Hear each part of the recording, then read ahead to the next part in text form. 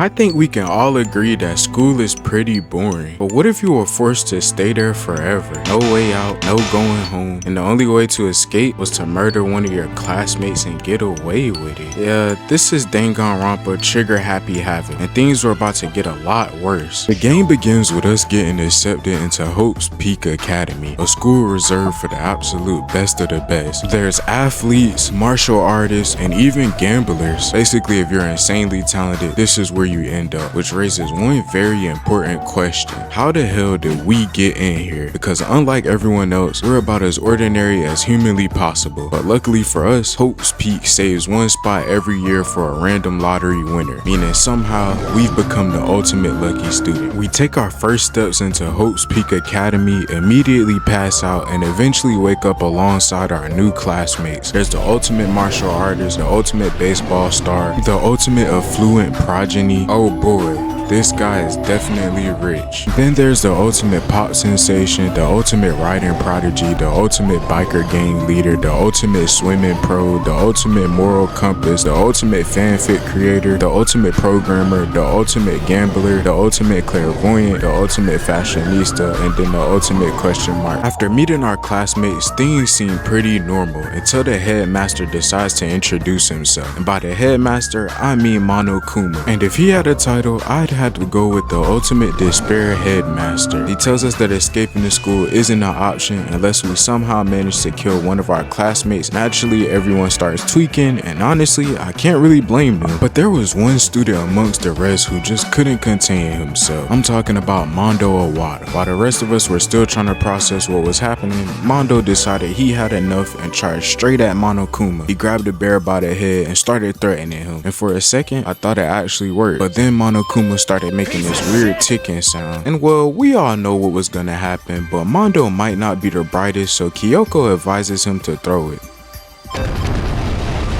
Then we find out that violence against the headmaster is in violation of school regulations. And then Monokuma just respawns like we're in fucking Fortnite. To commemorate our joyous entry into the school, he gives us a student handbook. Then he tells us that it shows your name when you start it up, and also that it is very sturdy and not easy to break. This finally brings us to chapter 1, where we finally open our handbook and start reading the rules. A lot of these rules are self-explanatory, so do we really have to go over them? I would like to point out one thing about the rules though, and that is rule number 6. Anyone who kills a fellow student and becomes blackened will graduate unless they are discovered. So not only do you have to murder your classmate, but then you have to get away with it. The next day when leaving our dorm, we end up bumping into Sayaka, who tells us that she came to get us so that we can head to the dining hall. Naturally, we agree and we make our way over to the dining hall just to discover that no one is here yet. We spend some more time with Sayaka before ultimately deciding to stop wasting our time. A couple of days pass before we end up seeing Monokuma again, and this time he decides to finally give a killing motive since no one has killed in the past couple of days. And for this motive, he decides to show us all personal videos from outside of the school. Some people got some questionable motives and others got heartbreaking motives. But could a motive like this really make someone kill? Well, it does seem like this video took a toll on Sayaka as she confides in us for comfort. At 10 p.m. someone rings our doorbell, and when we open the door, we find out that it's Sayaka. She tells us that someone tried to break into her room, so now she wants to switch rooms with us to feel safer. Naturally, we agree, so we also decide to trade room keys. In the morning, we wake up to go and check on Sayaka, only to find out that our room is left a mess. And once we walk into the bathroom,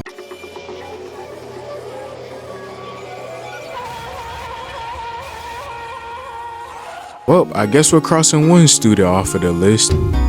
Apparently Monokuma already knows who killed Sayaka, but instead of telling us, he decides that we're gonna host a class trial so that we can figure out who the blackened is. If we get it right, the blackened will be the only one to be punished, but if we get it wrong, then everyone else will be punished. Apparently Junko doesn't care and she steps on Monokuma. But if you remember correctly, this is a direct violation of rule number 5. So Junko gets executed.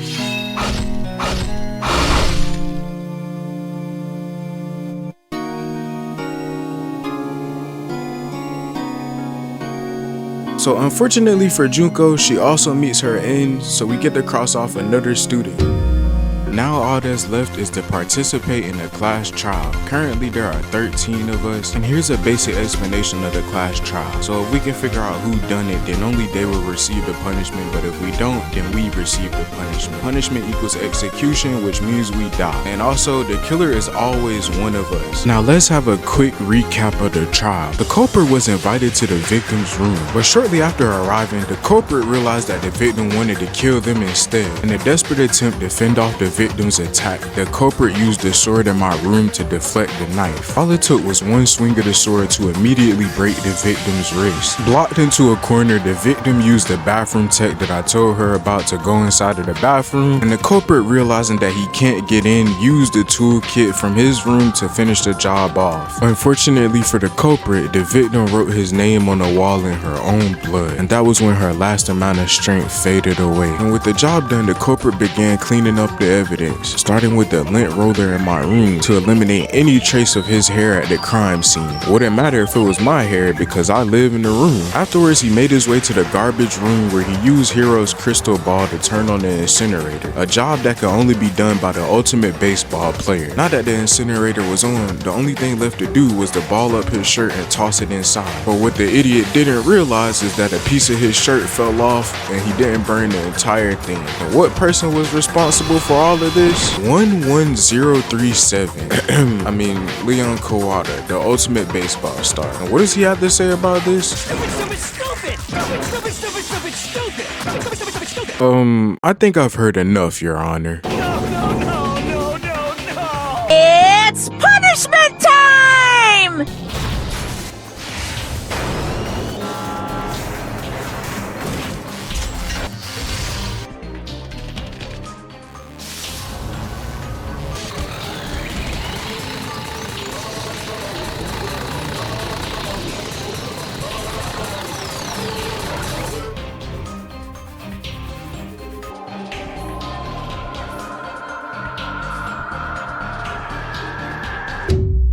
Thus bringing us to chapter 2. Oh, also every time you complete a trial, more of the school opens up. So in this case, we got the pool room and the library. In the library, we found a letter about how Hope's Peak Academy apparently stopped functioning as a whole. And because of the contents of the letter being dusty, Kyoko says that maybe it's been done for over a year. Over the next couple of days, we spend some time with the others, and we notice that the relationships around us are starting to grow more and more each day, while we just sit over here looking like a fucking loser.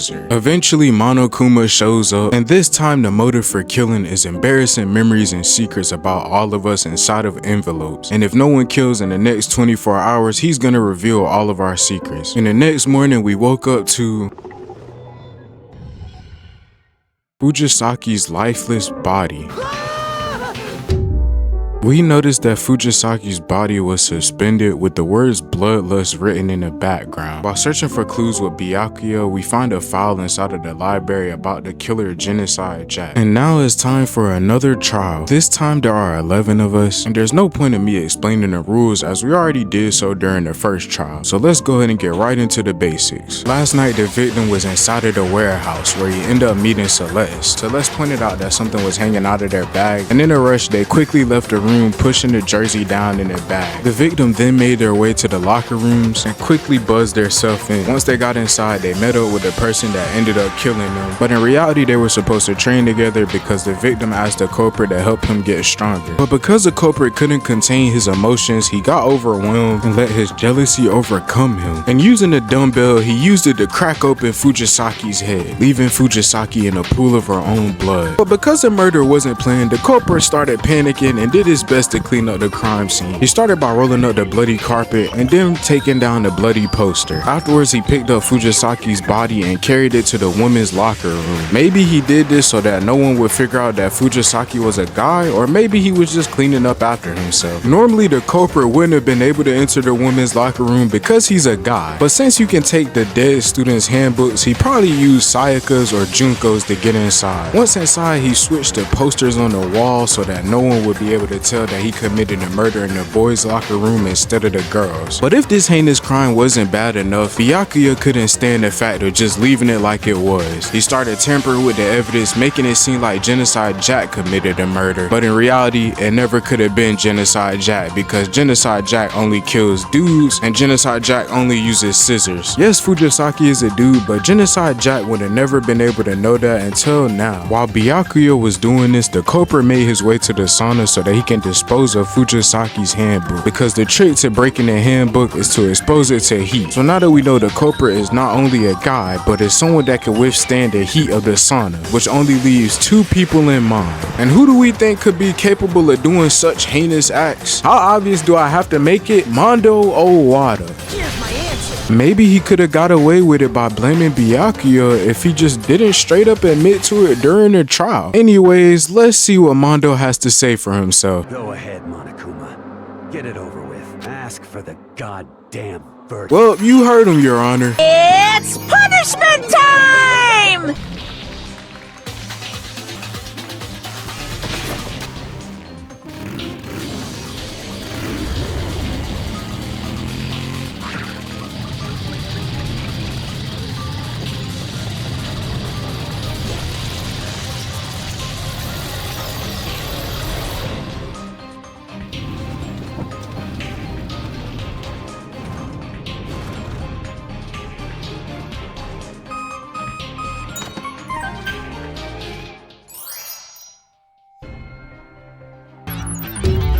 Now we make our way to chapter 3, where we unlock floor 3 of Hope's Peak Academy. On this floor we unlock the rec room, the art storage room, the physics lab, and the physics storage. Anyways, the motive for chapter 3 happens to be $10 million. We spent some time with Hifumi before deciding to head back to our room, where someone rings our doorbell. When answering the door, we figure out that it's Taka, and he asks if it's really possible for him to see Fujisaki. So we take him over to Alter Ego, who uses a programmed version of Mondo to talk some sense into Taka, unlocking a new form called Me. Yeah. Of course Kyoko crashed out at us, but at least Taka's better now. Then we made our way back to our room and went to sleep. Over the course of the next few days, we spent some time with the others until we find Celeste in the rec room badly injured. But it seems like she wasn't the only one injured, as we walk into the repository and find time for another trial. This time there's 8 of us, so let's go ahead and get into the recap. This heinous crime couldn't have been completed alone, so the culprit had to hire someone else to help them with it. And who else to do something this stupid aside from Hifumi himself? Around 1 AM they called someone to the rec room so that their plan could finally be put into action. The person that they called was Yasuhiro. Well, we all know he's an idiot, so he ended up getting drugged and put inside of the Robo Justice suit. Then the culprit used Hifumi's camera to falsify evidence. They made it seem like Hifumi was getting dragged away by whoever was in the Robo Justice outfit, but in reality it was all a part of their sick and twisted plan. At 6 AM it was finally time for the murder to occur. Hifumi met up with Taka and then just slammed a hammer over his head. He used Justice Hammer 4 so that we would believe that Taka was the last one killed, but in reality Taka wasn't the last one killed. This was when the culprit and Hifumi falsified 2 more crimes. Hifumi ended up being injured, so we took him to the nurse's office, and once we left he made his second plan fall into action. And with the blood packs in the nurse's office along with Justice Hammer 3, he made it seem like that he had been murdered by Robo Justice. And around the same time we found his body, the other group found Taka's body. The body discovery was called, and we believed that Hifumi was the one dead all along. And when we went up to check on the others, Hifumi got to work taking a dolly and a tarp. He used the tarp to wrap up Taka's body and used the dolly to move it to the repository room. But even then, Hifumi didn't expect what the culprit was gonna do next. The culprit used one of the everyday hammers inside of the repository room to finish off Hifumi. And there was only one person capable of doing something like this. Celestia Ludenberg, god damn it! Well, you heard her. Now let's see what she has to say. To think you'd take your false accusation so far, I don't know whether to laugh or spit! Even when I'm put in check, it's just my nature not to give up because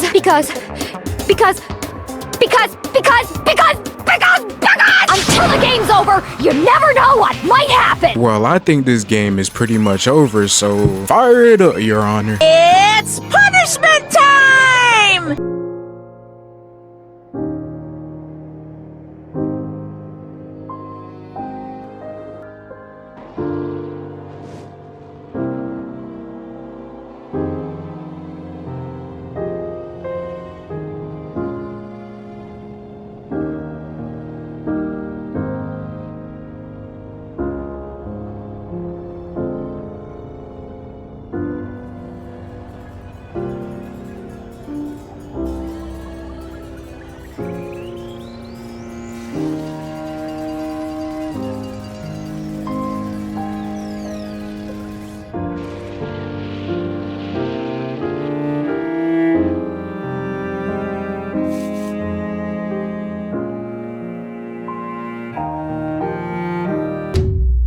After the trial, Kyoko shows us a hidden room that we spent too much time in, and because of this, the mastermind ends up knocking us out. And when we wake up again, we hear a lot of noise coming from the gym. Once inside the gym, we see Sakura versus Monokuma. Monokuma reminds Sakura that they have a deal, and Sakura says that she's gonna resist him now, bringing us to chapter 4. This time we unlock the music room, the office, and the chem lab. The next day, Monokuma appears, and he tells everyone that Sakura is the spy. Obviously, no one is thrilled to hear this, and some of us don't even believe it. But we know what we saw last night with our own 2 eyes, so we have no choice but to believe Monokuma. And a couple of days later, we find Sakura dead.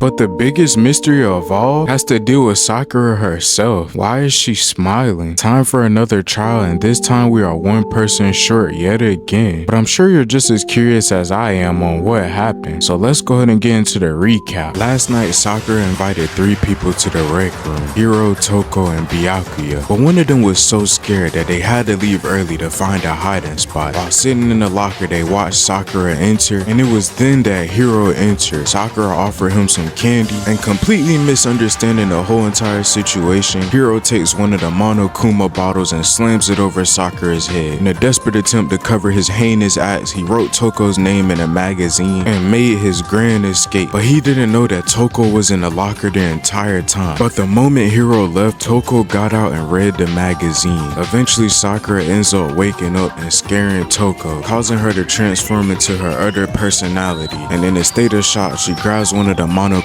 bottles and slams it over Sakura's head. This explains why there were 2 head injuries instead of 1. But even then, Sakura wasn't dead. So the true cause of death was the bottle of poison that Sakura took from the chem lab. And using her last bit of energy, she drank the poison and took her last breaths. And of course, by the time we had arrived, it was too late. Sakura had already succumbed to all of her injuries. But that wasn't the end of this heinous act, as there was 1 person who switched the bottle of poison with a protein bottle. And there was only 1 person that could do something this stupid: Ioi Asahina. And even though there was no blacking during this trial, Monokuma still decides to punish someone, and that someone being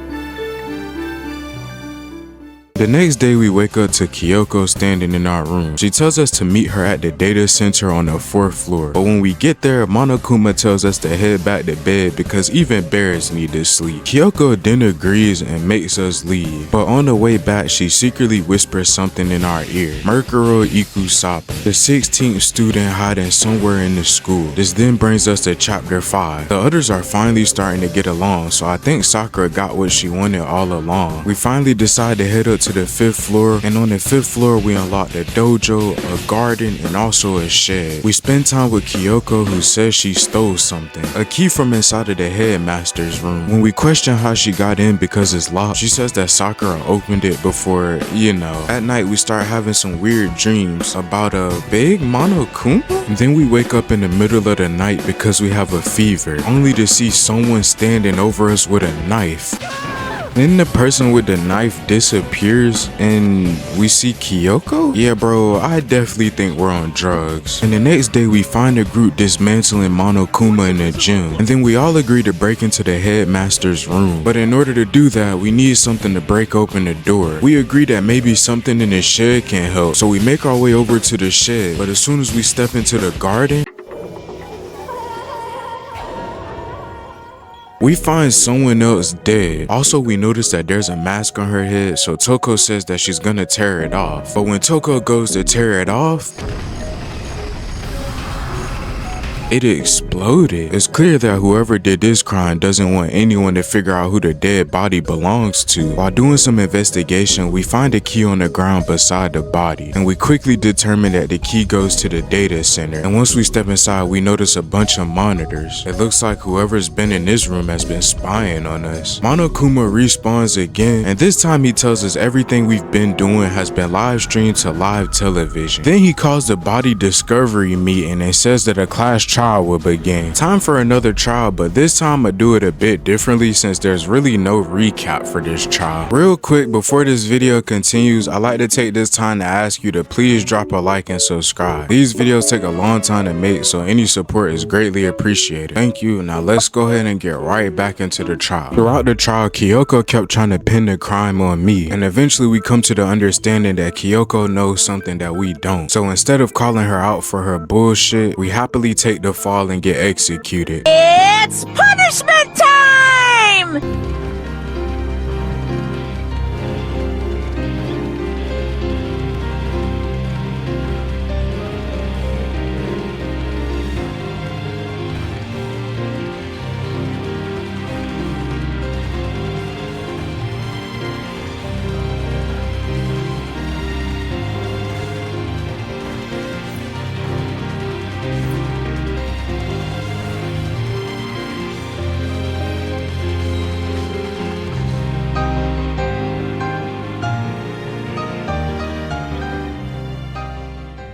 We got saved by alter ego and woke up inside of the trash room. And for the next couple of days, all we did was sleep until we hear something land in the garbage beside us. And once we investigate, we find Kyoko, who is here to help us. And using the key that she stole from the headmaster's room, she opens the door to the garbage room. Then we ascend a long ladder up so that we can make it back to the main part of the school. Then we tell Kyoko that we're worried that the mastermind would just execute us again since we were supposed to be executed. She tells us that we should just confront him head on and see what he has to say about it. And because Monokuma made a wrong decision, he decides to let us off of the hook, thus bringing us to chapter 6, where we somehow convince Monokuma to redo Merkuro's trial. Not only do we have to find out who murdered Merkuro, but we also have to figure out the secrets behind the school. And if we can do all of that, we win. So we reunite with the others, do some more exploring, and make our way to the trial room. Now here's a quick recap of the trial. The Junko we met when the killing game first begun was never actually Junko. It was the 16th student, Merkuro Ikusaba. And because Merkuro Ikusaba was able to cosplay as Junko in the beginning, none of us ever expected Junko to be the true mastermind. I mean, hell, she even went as far as murdering her own sister. Merkuro's body was stored in a biolab, which eventually became a morgue. And when Junko was finally ready to use her body, she used a tarp to drag her from there to the garden. And in order to solidify better evidence, she took a mask and used a knife from my room to attack us. She made sure that I could get a great view of the mask before finally leaving. Then she placed a mask on Merkuro's body in a deliberate attempt to make it seem like the same person that attacked me was also the victim. The only thing left to do now was to conceal the victim's identity using a bomb. And there was only one person that could be capable of pulling all of this off: Junko Inoshima. Let's see how Junko feels about this. So this is how the despair of death feels.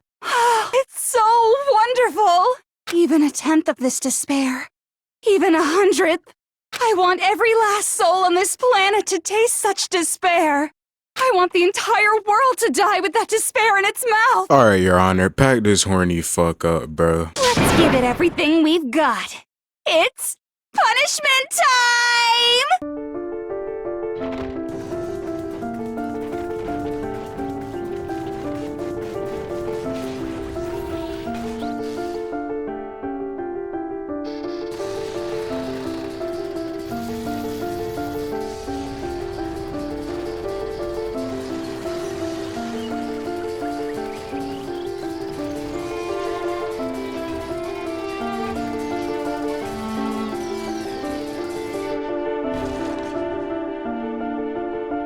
After her death, we find a remote control on the floor. One could only hope that it's the way out of this hellhole. Then we pushed a button, and just like that, the door started opening.